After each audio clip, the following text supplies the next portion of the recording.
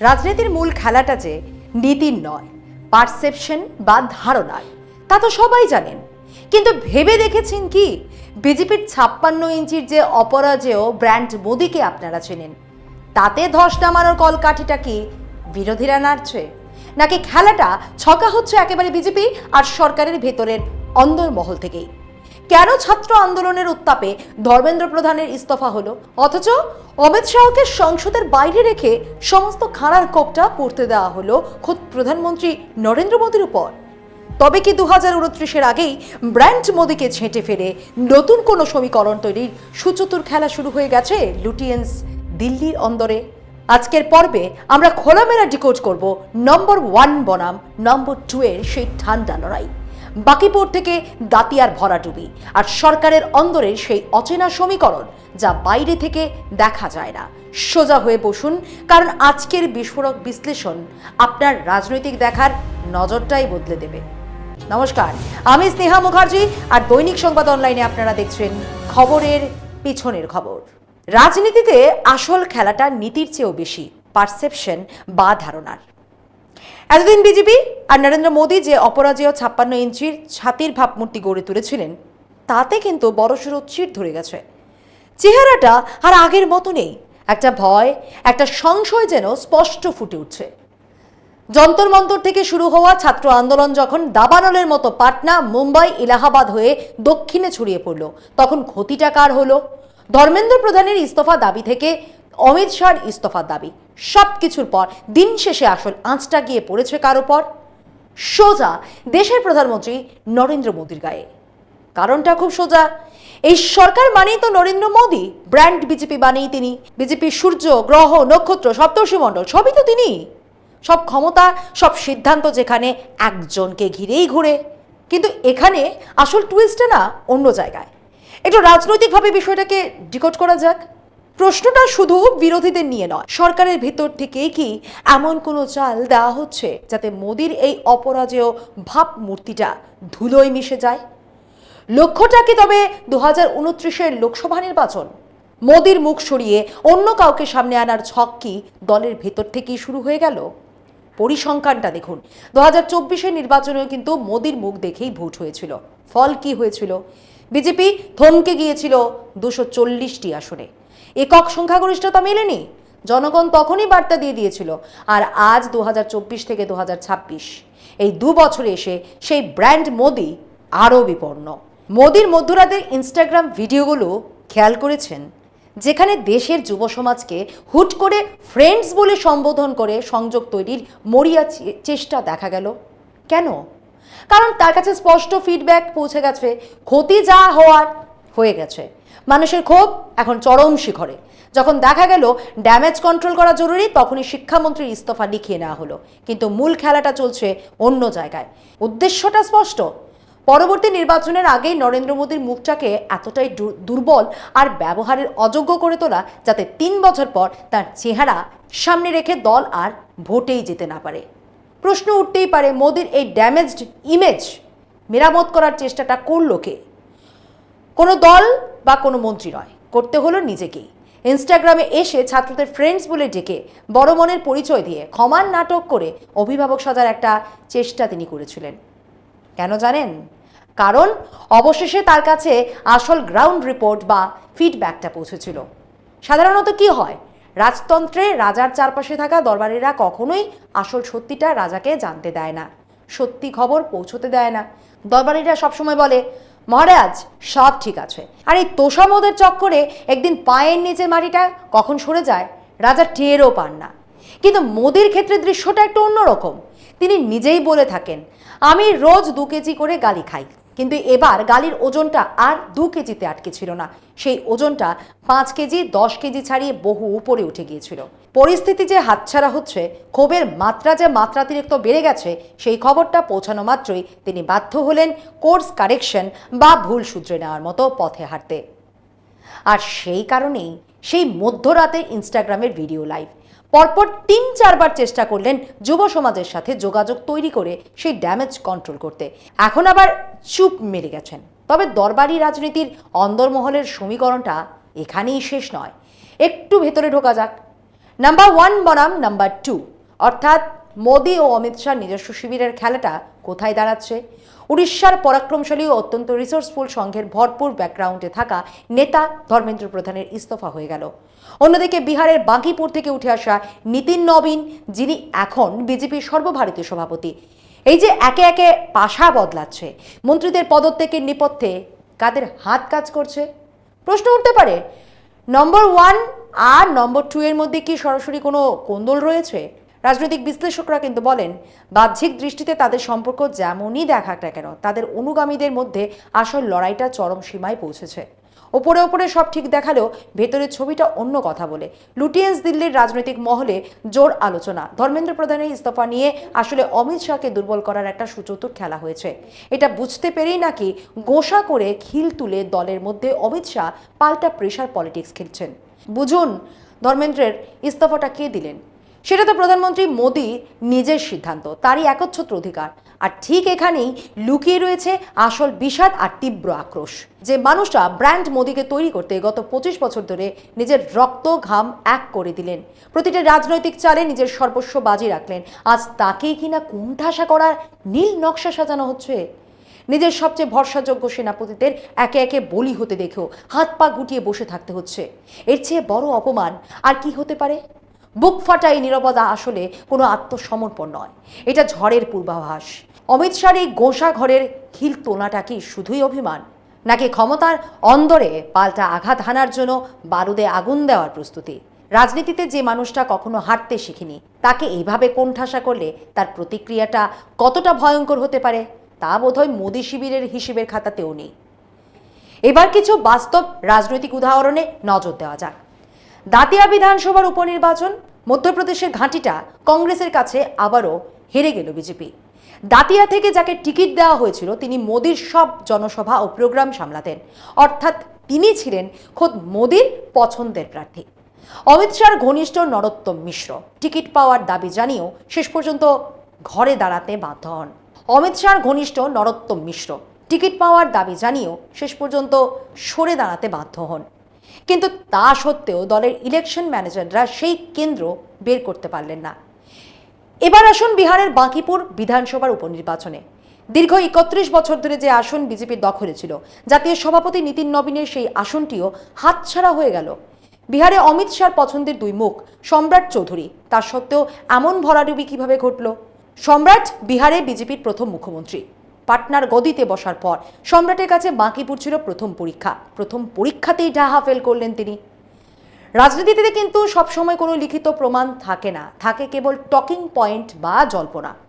এই যে প্রধানমন্ত্রী মোদির অত্যন্ত ঘনিষ্ঠ হিরেন যোশীকে পিএমও থেকে সরিয়ে দেওয়া হলো, কে সরালো সবাই জানে। ঠিক একইভাবে নির্বাচনের মুখে অন্তর্বর্তী সময়ে হিমন্ত বিশ্ব শর্মাকে ঘিরে আমেরিকার ব্যাংক অ্যাকাউন্ট আর পাসপোর্ট সংক্রান্ত বিরাট বিতর্ক তৈরি হওয়া এবং তারপর হুট করে তা গায়েব হয়ে যাওয়া।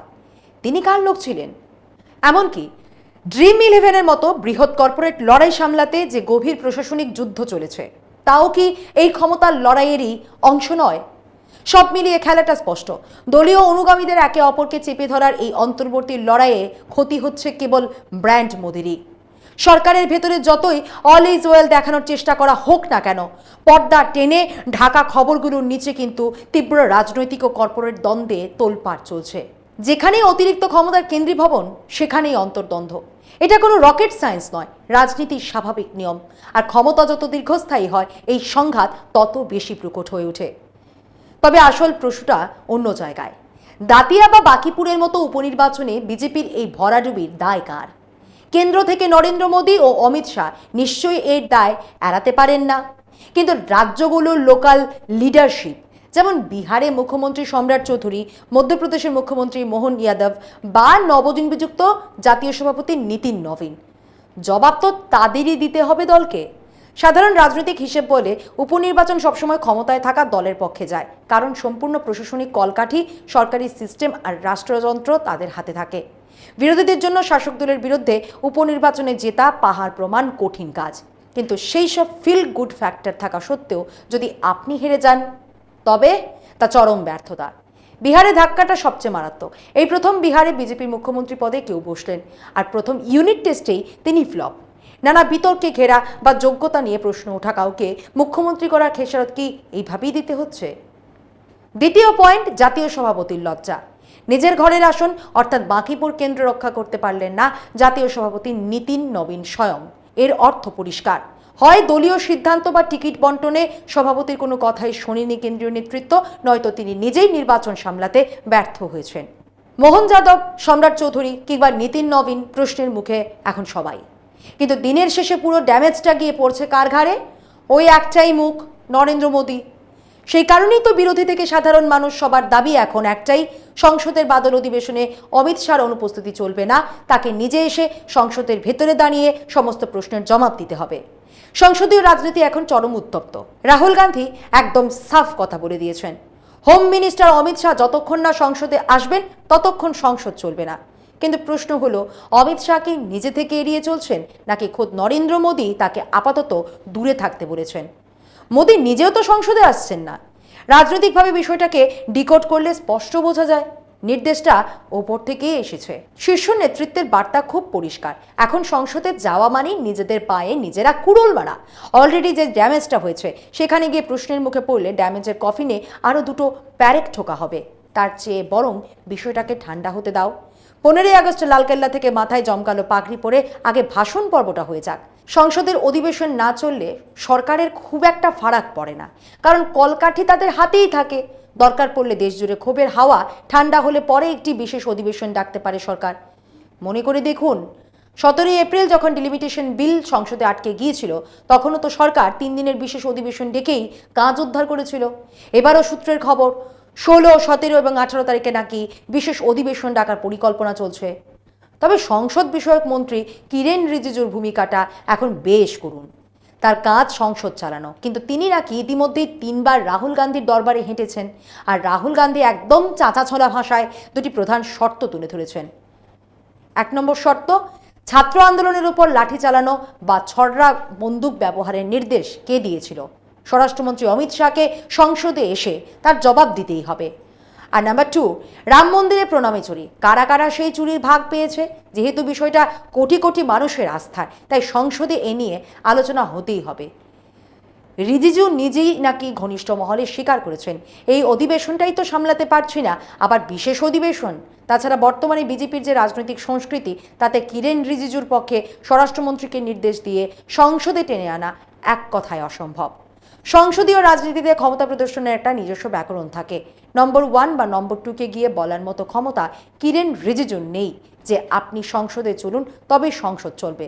বরং শীর্ষ নেতৃত্বের মনোভাব যেন অনেকটা এমন, তোমাকে তো দায়িত্ব দেওয়াই হয়েছে ঝামেলা সামলানোর জন্য, আমাদের ছাড়াই চালিয়ে দেখাও।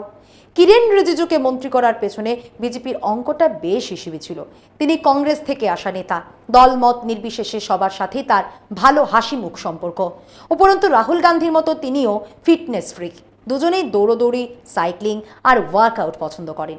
বিজেপি হয়তো ভেবেছিল এই ব্যক্তিগত সম্পর্ক কাজে লাগিয়ে সংসদ চালানো সহজ হবে, কিন্তু এখানেই ভুলটা হয়ে গেছে।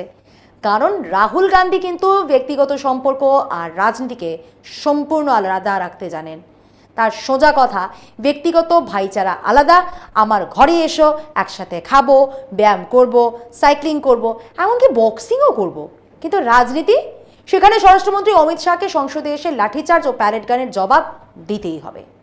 গত 12 থেকে 15 বছর ধরে বিজেপি কেবল রাহুল গান্ধীর সমালোচনা আর উপহাস করে গেছে, কিন্তু বিরোধী দলনেতা হিসেবে মানুষটা আসলে কেমন, তার চিন্তা ভাবনা কিভাবে কাজ করে, তার ডিকোড করার চেষ্টা কখনোই করেনি।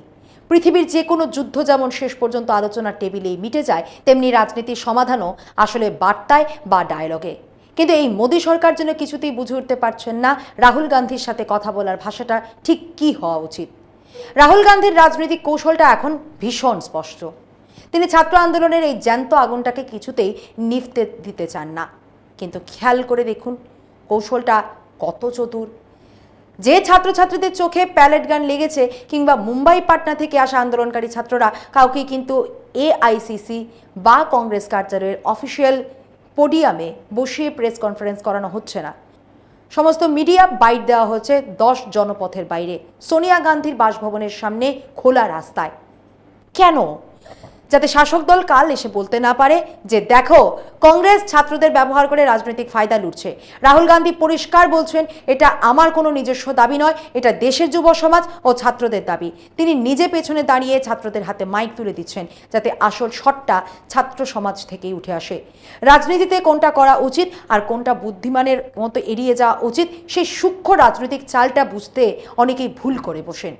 যেমন একটা বড় বিতর্ক উঠেছিল, রাহুল গান্ধীর কেন যন্তর মন্তরে ছাত্রদের ধর্ণা মঞ্চে নিজে গেলেন না। যারা রাজনীতির রও বোঝেন না তারাই এমন অপরিণত উপদেশ দিতে শুরু করেন। একটু তলিয়ে ভাবুন, রাহুল গান্ধী যদি নিজে যন্তর মন্তরে গিয়ে ছাত্রদের পাশে বসতেন তবে শাসক দল আর দরবারি মিডিয়া পরদিনই কি প্রচার করত? বলতো দেখলে তো এই আন্দোলন ছাত্র সমাজ করছে না, পেছনে আসলে কংগ্রেস দলই কলকাঠি নাড়ছে। রাহুল গান্ধী নিজে না গিয়ে সেই প্রচারের সুযোগটাই এক ঝটকায় ছিনিয়ে নিয়েছেন। এখন শাসক দলের কাছে সেই অভিযোগ তোলার আর কোনো মুখ নেই। কংগ্রেস পার্টি তাদের অফিসিয়াল পোডিয়াম ছাত্রদের দিচ্ছে না, কিন্তু মূল ইস্যুটাকে জ্যান্ত রাখছে। আর ঠিক এই কারণেই আন্দোলনের আঁচ ও প্রভাব বহু গুণ বেড়ে গেছে। সামনের মাসের 8 তারিখ গাজিয়াবাদে রাহুল গান্ধীর ছাত্রকি গুঞ্জ কর্মসূচি রয়েছে। প্রশাসন অনুমতির কাগজ ফেরত নিয়েছে, কিন্তু সেটা একটা প্রশাসনিক প্যাঁচ মাত্র। আসল প্রশ্নটা তো শিক্ষা ব্যবস্থার মানসিকতা নিয়ে। চিন্তা করে দেখুন কত বড় বৈপরীত্য। দেশের বিশ্ববিদ্যালয় বা কলেজের ভিতরে বিরোধীরা ছাত্রদের সঙ্গে কথা বলতে বা শিক্ষা সংক্রান্ত অনুষ্ঠান করতে পারবে না, কিন্তু অন্য কোনো ইস্যুতে একটানা 7 দিনের জন্য সমস্ত স্কুল কলেজ বন্ধ রেখে দেওয়া যাবে। দুটো বিষয় তো প্রত্যক্ষ বা পরোক্ষভাবে শিক্ষার সাথেই জড়িত। এই যে দ্বিমুখী নীতি আর ভেঙে পড়া শিক্ষা ব্যবস্থা, ঠিক এটাকেই তো আমূল বদলে ফেলার লড়াইটা আজ রাস্তায় নেমে এসেছে। এখন এটা আর কোনো সাধারণ আন্দোলন নেই, এটা এখন পুরো ব্যবস্থার শিকড়ে কুঠার মারার লড়াই। একটা সরকার যখন দেশের ভবিষ্যতের কণ্ঠ রোধ করতে লাঠি আর ছড়রা বন্দুকের ভাষা ব্যবহার করে, তখন বুঝতে হবে সিংহাসনের ভিতটা কাঁপতে শুরু করেছে। ইতিহাস কিন্তু সাক্ষ্য দেয়, ছাত্র আর যুব সমাজ যখন রাজপথে নেমে অন্যায়ের বিরুদ্ধে গর্জে ওঠে, তখন দেশের বড় বড় ক্ষমতাশালী রাজ্যপাট ধূলিসাৎ হতে বেশি সময় লাগে না। মোদি শাহের সাজানো রাজনৈতিক নাটকের এই যে অন্তিম পর্ব শুরু হলো, এর পরিণতি কি হতে চলেছে? ক্ষমতার দম্ভ কি ছাত্রশক্তির এই উত্তাল ঢেউকে আটকে রাখতে পারবে, নাকি 2029-এর আগেই দিল্লির ক্ষমতার অন্দরমহল চুরমার হয়ে যাবে? সতর্ক থেকে নজর রাখুন আগামী দিনে কোন খেলা হতে চলেছে। আজ এ পর্যন্তই। এমন আরও বিষয় জানতে অবশ্যই চোখ রাখুন দৈনিক সংবাদ অনলাইনের পর্দায়। লাইক, কমেন্ট আর শেয়ার করুন। দেখতে থাকুন দৈনিক সংবাদ, শুধু নামই যথেষ্ট।